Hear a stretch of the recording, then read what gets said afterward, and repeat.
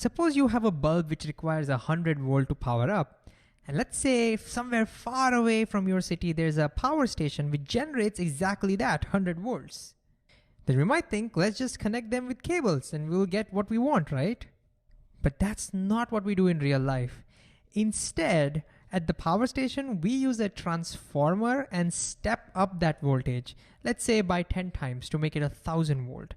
And then near our house, we use another transformer to step that voltage back down to whatever we need. How does this make any sense? Why do we do that?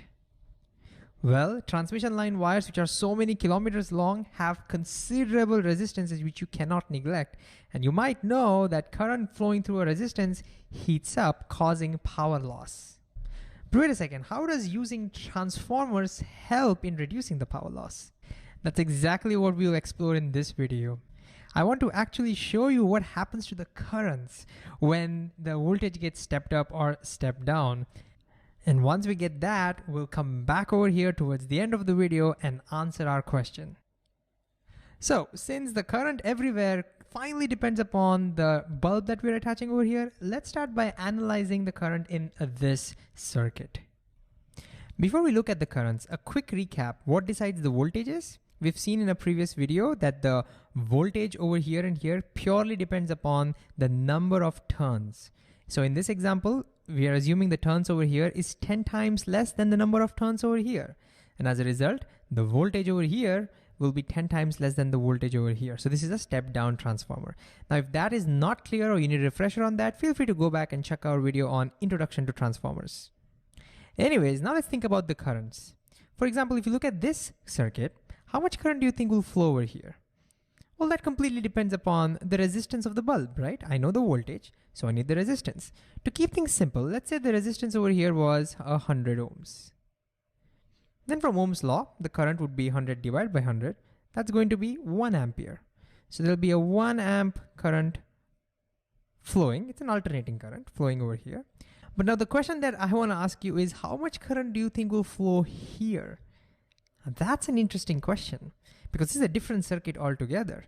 How do we figure that out? Well, we can use one of the basic principles of physics, energy conservation.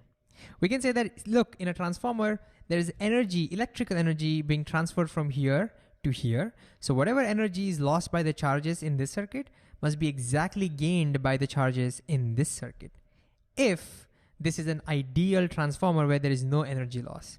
And that's a big if, because in reality, there will always be energy losses. For example, you might recall, due to the fluctuating current, there will be a fluctuating magnetic field in that ferromagnet. And turns out the fluctuating magnetic field generates heat in the ferromagnet. We call this the hysteresis loss. I'm not going to talk about hysteresis. What matters is there is heat generated. That's an energy loss. On top of that, this fluctuating magnetic field also generates what we call eddy currents on the surface of the ferromagnet, which further heats up the transformer, more energy loss.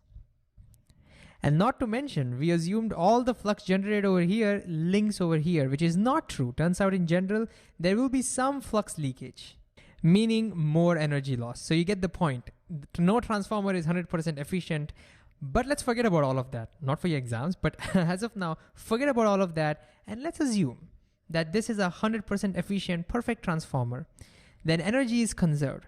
My question to you is, can you pause the video and think a little bit about, by using energy conservation, electrical energy, can you figure out how much current would be flowing in this circuit? Pause and give this a try. Okay, hopefully you've tried. Because we are having an continuous energy transfer, it might make more sense to talk about energy transferred per second, which is power. And so we can now say whatever is the power input is exactly equal to the power output. So power input should exactly equal the power output. And how do we calculate electric power?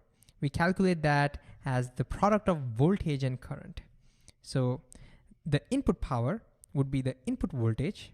I'm just gonna write VI, that's our 1000, multiplied by the input current, which I need to calculate, and that equals the output power. I'm just gonna write as V out, which is our 100, multiplied by the output current. Now, instead of substituting, let's do this logically. It's saying that the product of the voltage and the current must be the same on both sides. Now, because the voltage here is 10 times more than the voltage over here, this means that the current over here must be 10 times less than the current over here. Only then the product will be the same, right? Therefore, the current over here, don't worry too much about the direction. The current direction will have the same direction, same sense as this circuit, but don't worry about the direction, okay? The current will be 10 times less, so it's going to be 0.1 ampere. Now I want to spend a couple of minutes over here because this has confused me a lot. The equation is telling us for transformers that when you step down a voltage, the current increases. And similarly, if you were to step up a voltage, the current would decrease. And I'm like, how does that make any sense? Why is it that if the voltage is higher, the current should be smaller? I mean, from the equation it makes sense, but why? Shouldn't it be the other way around? Shouldn't more voltage give me more current? Ohm's law? Well, we need to be careful. Ohm's law works for a circuit, within a circuit. So over here, if the voltage increases, current will increase. Voltage decreases, current will decrease. But here we are comparing voltages and the currents of two different circuits. They can have whatever values they want. So don't compare voltages and currents of two different circuits and think about Ohm's law.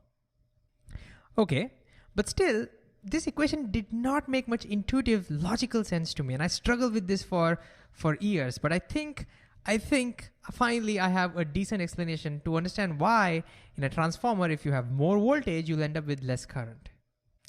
So for this, let's go back to the basics and ask ourselves, what's the meaning of a voltage? Well, remember, voltage basically means joules per coulomb, and so 1000 volts basically means 1000 joules per coulomb. What does that mean?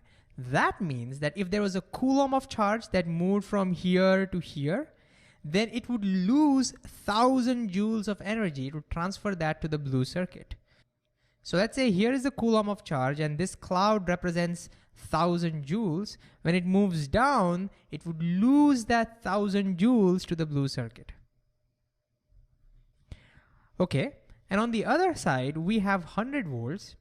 Potential difference here. What that means is 100, let me write that over here, 100 joules per coulomb. And since here we are gaining energy, this means that if a coulomb were to move from here to here, it would gain 100 joules of energy. Again, here's our coulomb, and as it's moving, it will gain only 100 joules of energy. And so now the question is, how can this coulomb lose 1000 joules but this coulomb only gains 100 joules? How can that be? Here's how I like to think about it.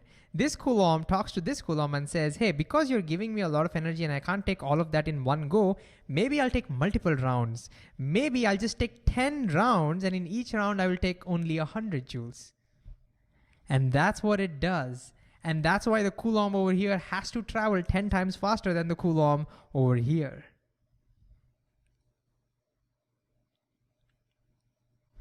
Now, of course, the animation is not perfect. First of all, I'm not showing 10 rounds. I'm only showing 5 rounds. And the current is supposed to be alternating. I'm not showing any of that just to keep things simple. But you get the idea, right? Because we are stepping down voltage, we are forcing this coulomb to accept less energy. And as a result, it has to go faster and take multiple rounds. And that's why stepping down voltage increases the current.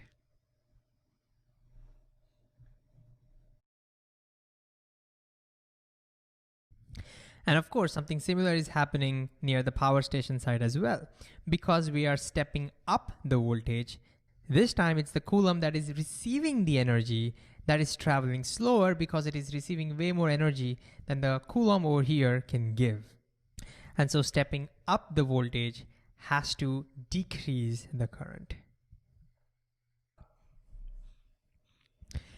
So now we can look at the big picture. Without the transformers, the transmission lines would have had 1 amperes of current. But with the transformer, by stepping up the voltage by 10 times, we have reduced the current in the power lines by 10 times. And so now if we factor in the resistance of these transmission lines, which is very real, then remember the power dissipated, the amount of heat dissipated per second in the transmission lines is given by I square R. And since the current over here is 10 times smaller than the current over here, the power dissipated over here would be 100 times smaller than the power that would get dissipated over here. Which kind of makes sense because the charges are flowing very slowly over here, less collisions are happening, and so you would expect low power dissipation. Now at this point I had one more confusion. Yeah, I used to be a confused kid. See, people always say power loss or heat dissipated is I square R losses, but hey, power can also be written as V squared by R. And so if I look at this equation, with more voltage I would get more power loss. So doesn't that mean stepping up the voltage actually increases the power loss? What's going on over here? Can you pause the video one more time to see if you can explain this yourself? All right. Remember where this comes from. This comes from Ohm's law by substituting V is equal to IR. And Ohm's law is always applied across a resistor. So this voltage is not this voltage or this voltage. This is the voltage that would come across the resistor. And that voltage is basically I times R, which means over here, since the current is 10 times smaller, even that voltage across this resistor has also reduced by 10 compared to the voltage over here. And so, yeah, because there is some voltage drop happening, not all the 1000 volts will appear over here. Some of the voltage drop will appear over here, but that amount is much smaller than what you would get here. A lot of that 100 volt would get appeared over here. Does that make sense? So even voltage wise, if you look at it, power dissipated has reduced. Stepping up voltage helps in efficient power transfer. And now you may ask, well, then why just step it up to 1000 volt? Why not say 10,000 volt? And you're right. In reality, the transmission lines carry currents at very high voltages, hundreds of thousands, or sometimes you step it up to even millions of volts. And finally, you may be one of those people who might say, why million when we can do 1 billion? I mean, if you step it up to 1 billion volt, then the current would be almost negligible. You will have almost perfect power transmission, right? Well, yeah, theoretically, yeah, but remember, to step up voltage, you'll have to put more windings appropriately. So good luck with that. But even if you do that, well, there are other problems. Now with 1 billion voltage potential difference, we can ionize the air, and that will start giving us lightning everywhere. That's not good. So yeah, there are practical limitations to how high you can go. But if you keep that in mind, then yeah, higher you go, better would be the power transmission.